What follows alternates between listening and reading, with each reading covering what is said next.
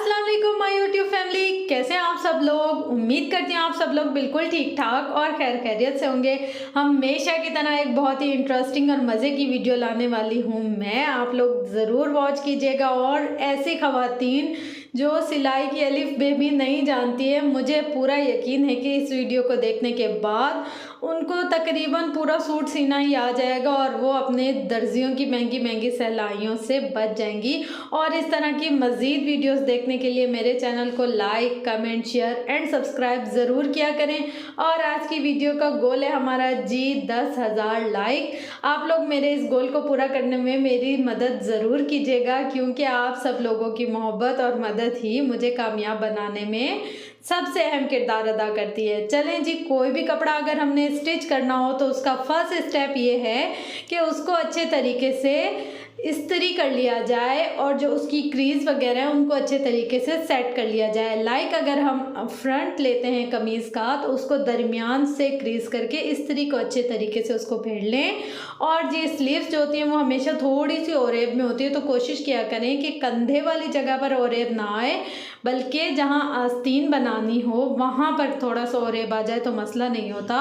और शलवार के प्रेस में भी हमेशा यही कोशिश किया करें कि जहाँ से आपकी क्रीज बन रही हो उसको अच्छे तरीके से प्रेस किया करें। और अगर कपड़े में कोई झोल वगैरह है तो उसको इस्त्री की मदद से आप सेट कर लिया करें। अक्सर कपड़े ओरेब में होते हैं तो हम उसको इस्त्री की मदद से सेट कर लेते हैं।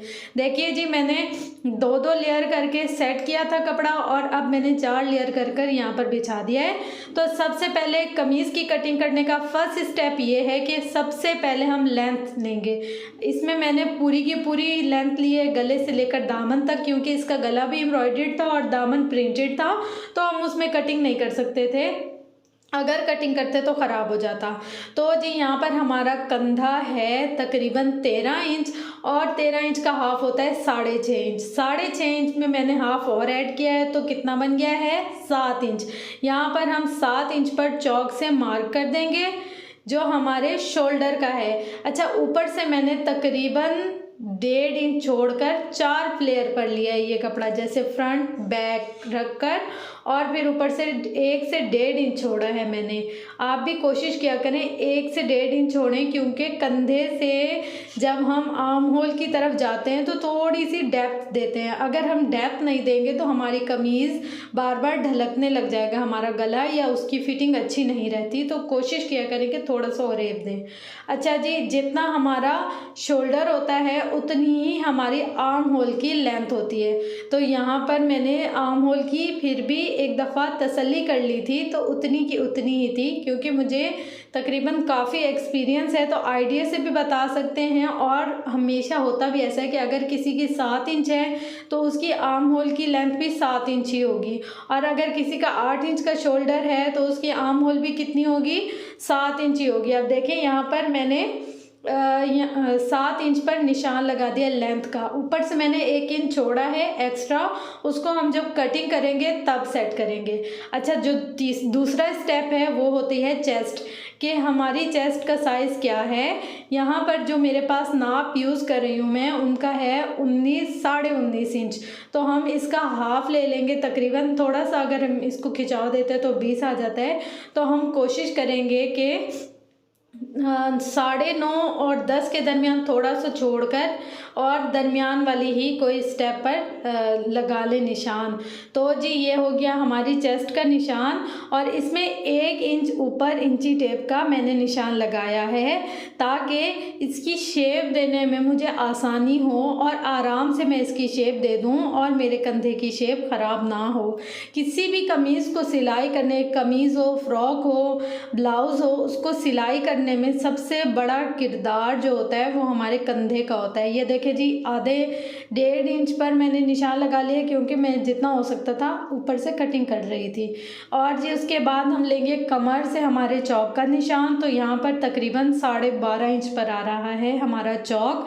तो हम जहाँ हमने अपनी चेस्ट का निशान लगाया वहाँ से लेकर 12.5 इंच तक नापेंगे। तो मैंने यहाँ पर अपने चेस्ट के निशान से नीचे तक 12.5 इंच तक चौक का निशान लगा लिया है। उसके बाद हमारी कमर की जो डेप्थ होती है वो 6.5 इंच होती है और बच्चियों की होती है 6 इंच।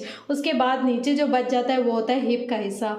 अब हम अपनी कमीज़ से कैसे नापेंगे कि हमारी कमर कितनी है, तो चेस्ट के निशान से, ये देखिए यहाँ पर चेस्ट के निशान से 6.5 इंच पर इंची टेप रखकर नाप लेंगे कि हमारा कितना आ रहा है।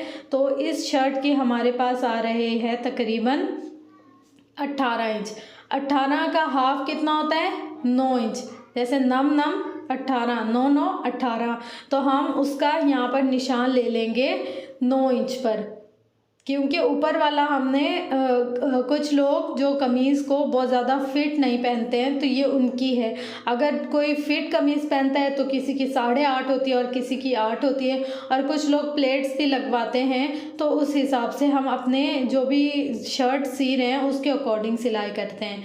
अच्छा, अब हमने हिप पर रख के नाप लिया है, हमारी हिप है 21 इंच, तो कितना हुआ 10.5 इंच। अब हम यहाँ पर जहाँ हमने हिप का निशान लगाया वहाँ से 10.5 इंच जहाँ हमने कमीज़ की क्रीज शुरू हो रही है, क्योंकि हम जितनी भी लेते हैं उसको हाफ करते हैं। मतलब जितना भी हमारा अगर सीधी कमीज़ का होता है तो हम उसको हाफ करते हैं। उम्मीद करती हूँ यहाँ तक आपको समझ आ गया होगा। अब इसका दूसरा स्टेप करते हैं हम कि कोई भी कमीज़ या कोई भी कपड़ा जब हम सिलाई करते हैं तो उसमें सिलाई का मार्जिन लाजमी रखना होता है। तो ये देखिए इसमें तकरीबन 2 इंच का मार्जिन रखा है मैंने। अच्छा, उसके बाद जो तीसरा स्टेप है वो ये है कि हम इसमें दामन नाप लेते हैं कि दामन कितना है। यहाँ पर मेरे पास 23 इंच दामन है, तो 23 इंच का हाफ कितना होगा हमारे पास, तकरीबन से 11.5 इंच। यहाँ पर हमारे पास 11.5 इंच का दामन है, तो हम दामन पे भी 11.5 इंच का ही निशान लगाएंगे। और उसके बाद जो हमारे पास कपड़ा बच जाएगा तो उसमें से भी हम 2 इंच एक्स्ट्रा ज़रूर रखेंगे, वो हमारे सिलाई का मार्जिन होता है। कोशिश किया करें कि जितना हमारी नाप हो हम उसके अकॉर्डिंग ही सिएं, और अपने जो स्केल वगैरह हैं उनको भी यूज़ करें। अगर हम हाथ से भी इसका निशान लगा लेते हैं तो कोई मुश्किल नहीं होती, लेकिन जो हम स्केल से निशान लगाते हैं वो थोड़ा सा परफेक्ट हो जाता है। और बिगनर्स को चाहिए कि वो अपने काम में परफेक्शन लाने के लिए टूल्स का यूज़ बिल्कुल करें। अगर आपके पास ये लकड़ी वाले स्केल नहीं है तो जो भी स्केल अवेलेबल हो आपके पास आप वो कर लें। ये देखें यहाँ पर मैंने जो ऊपर 2 इंच एक्स्ट्रा रखा था और नीचे 2 इंच, उनको आपस में आराम से मिला लिया है। कुछ फिनिशिंग हम यहाँ पर चौक की मदद से दे देते हैं, और कुछ फिनिशिंग जो होती है वो हम लोग जब कैंची से कटिंग करते हैं उस वक्त देते हैं। मतलब हमें एक दफ़ा मेथड समझ आ जाए तो आगे का प्रोसेस हमारे लिए आसान हो जाता है। यहाँ पर देखिए मैंने सीधी बिल्कुल भी कटिंग नहीं की। ये देखिए मेरी पूरी ओरेब में जा रही है शोल्डर की कटिंग, मतलब ऊपर से लेकर नीचे तक तकरीबन 1 से 1.5 इंच की डेप्थ आ रही है। उसके बाद मैंने शोल्डर कटिंग किया है। शोल्डर फ्रंट का थोड़ा सा डेप्थ में कटिंग होता है, और जो बैक का होता है वो थोड़ा सा जैसे कम गहराई होती है या कम गोलाई होती है, कम गोलाई में कटिंग होता है। तो मैंने ऊपर नीचे का 4 तह लपेटी थी, जो उसमें ऊपर का पोर्शन अलग रखा था और नीचे का अलग। तो यहाँ पर देखें मैं जो फ्रंट के स्लीव्स हैं, जो फ्रंट का आर्म होल है, उसको दोबारा से अच्छे से कटिंग करें थोड़ी सी डेप्थ देकर, ताकि जब हम कमीज़ पहने तो वो बिल्कुल एक्यूरेट सिलाई के हिसाब से ही हो, हमारी बॉडी पर अजीब सी फील ना हो। अच्छा, जब हम यहाँ पर निशान लगाते हैं तो हल्के हल्के से कट लगा लिया करें, ताकि जब हम सिलाई करें तो हमें मुश्किल ना हो, हमें पता हो पहले से ही, क्योंकि चौक तो चारों तरफ नहीं जाता, सिर्फ जहाँ हम कटिंग कर रहे होते हैं उस साइड से आता है। तो यूँ हमें पता चल जाता है कि यहाँ से हमने अपनी सिलाई स्टार्ट करनी है और यहाँ पर हमने डेप्थ देनी है और यहाँ पर हमने छोड़ना है। तो यहाँ पर जो मैंने 2 इंच का मार्जिन रखा था वहाँ से मैं कैंची चलाती हुई जा रही हूँ, बिल्कुल नीचे तक सीधे हाथ की ही कैंची चलाते जाना है। अगर हम इसको उठा के पटक के कटिंग करेंगे तो हमारे कपड़े में बार बार कट आने लग जाएंगे और वो फिनिशिंग नहीं आएगी। हल्का सा टेढ़ा हाथ रखकर जब हम कैंची चलाते हैं तो वो बिल्कुल परफेक्ट कटती जाती है। आप देखें जहाँ मेरा चेस्ट की और जहाँ मेरे जो हिप का निशान था वहाँ पर मैंने हल्का हल्का सा गहरा कट लगा दिया है। हल्का सा थोड़ा सा कट मैंने कमर वाले जहाँ मैंने निशान लगाया था उस पर भी लगा लिया ताकि मुझे याद रहे। अच्छा, उसके बाद हम शोल्डर की नाप कर रहे हैं। शोल्डर की नाप हमारे पास यहाँ है 17 इंच और हमने नीचे आस्तीन पर डिज़ाइनिंग करनी है, तो हम यहाँ पर एक्स्ट्रा नहीं ले रहे हैं ज़्यादा, सिर्फ 1 इंच एक्स्ट्रा ले रहे हैं क्योंकि आधा इंच फ्रंट की तरफ से जाएगा सिलाई में और आधा इंच जहाँ से हमारे शोल्डर जॉइंट होंगे वहाँ से जाएगा।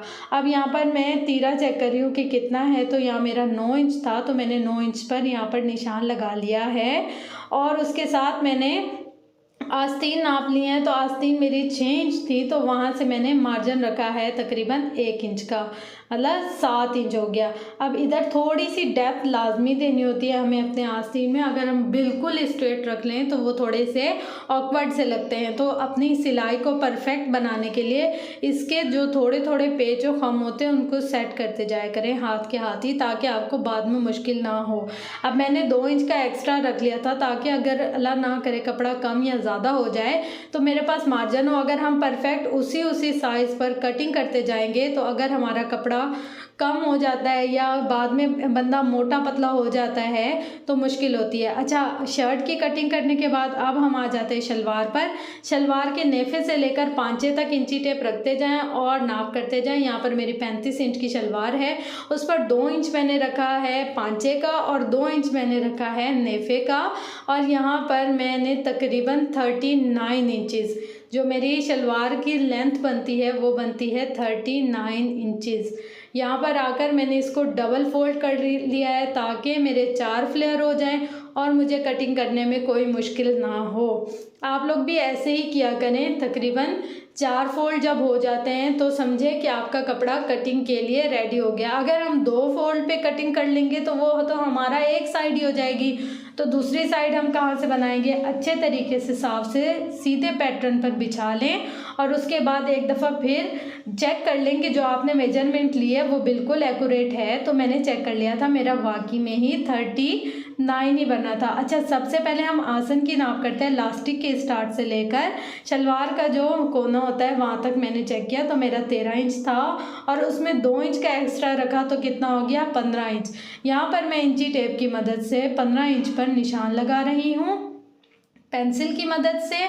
और फिर उसके बाद मैं इसके जो पांचा है उसकी भी निशान लगाऊंगी, लेकिन उससे पहले कुछ लोग टाइट ट्राउज़र पहनते हैं या थोड़े से तंग पहनते हैं तो उनके आसन से लेकर और हिप तक नाप कर लेते हैं कि कितना है। एक्स्ट्रा कपड़ा होता है जो, तो वो शलवार को हमारा थोड़ा सा ढीला कर लेता है। तो मैंने यहाँ पर देखा हमारी जो नाप थी उसके हिसाब से यहाँ पर 17 इंच था, तो मैंने 17 इंच के साथ जो एक्स्ट्रा कपड़ा था उसको कट कर लिया ताकि हमारा जो ट्राउज़र है वो थोड़ा सा खड़ा खड़ा रह जाए। उसके बाद जी मैंने नाप की है शलवार के पांचे की, तो पांचा है हमारे पास 7 इंचज़।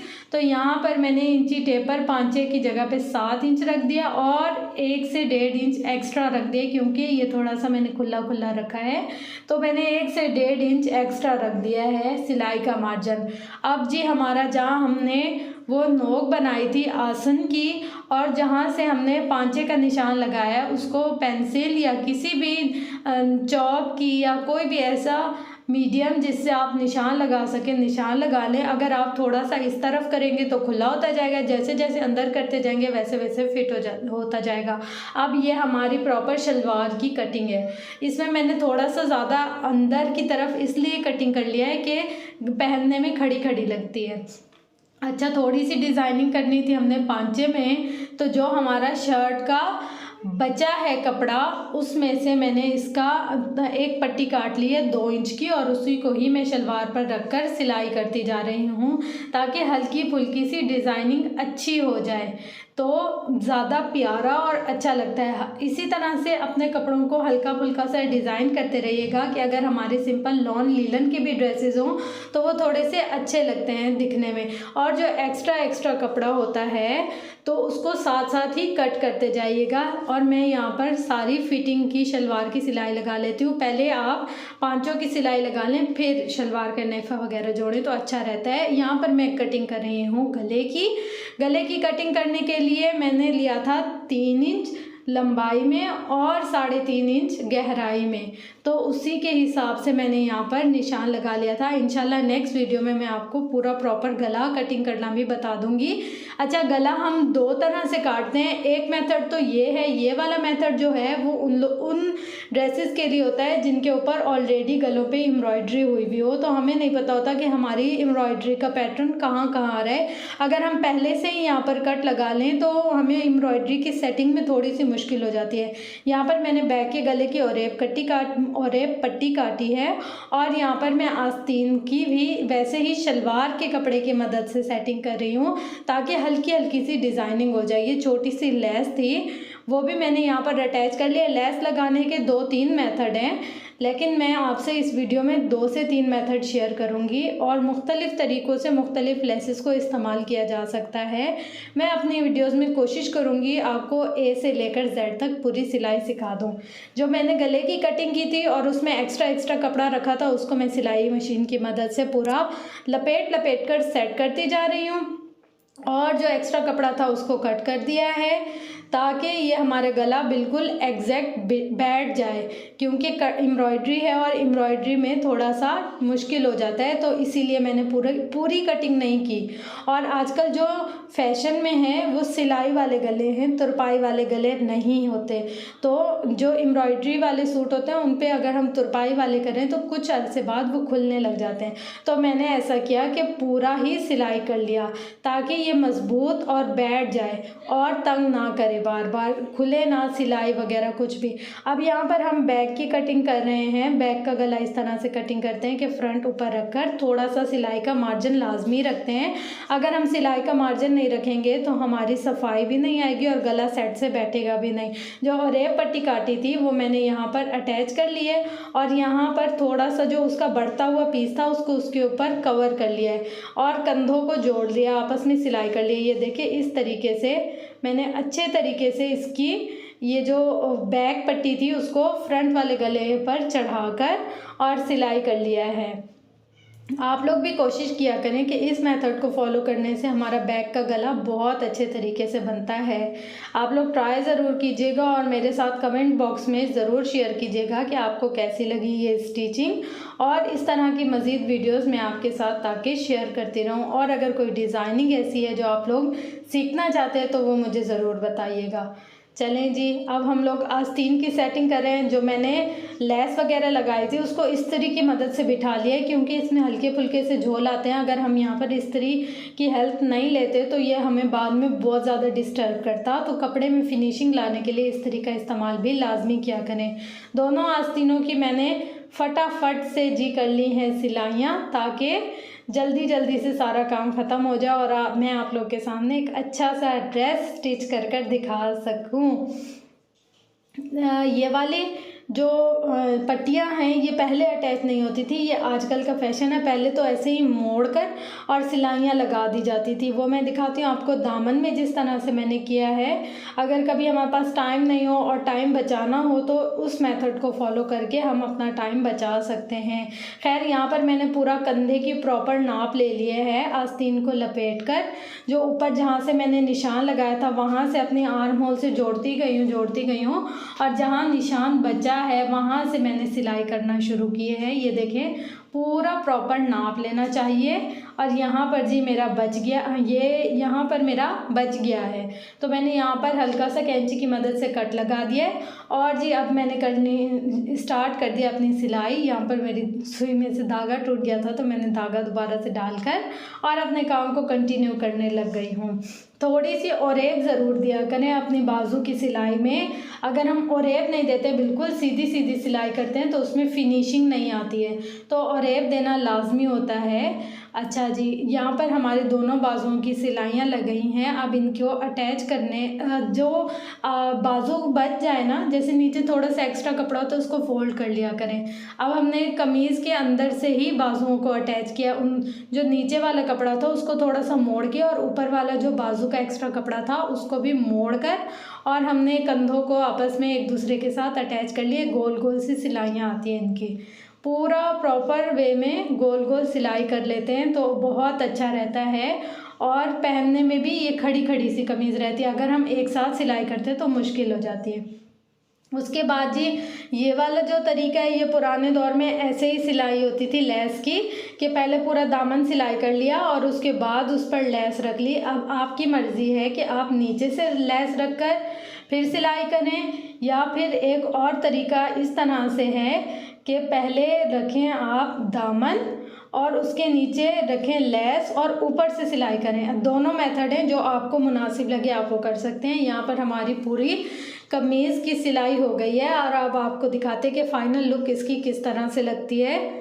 ये देखें, थोड़ी थोड़ी आस्तीन में भी डिज़ाइनिंग हो गई है। इस तरह के हम अपनी बड़ी बूढ़ियों के, अम्मियों के सूट अच्छे से सिलाई कर सकते हैं। और ये शलवार का डिज़ाइन है, देखें शलवार भी बहुत ज़्यादा प्यारी लग रही है। पूरे सूट की लुक इस तरह से लग रही है। मुझे अपनी दुआओं में बहुत ज़्यादा याद रखिएगा। Thank you so much. अल्लाह हाफिज़।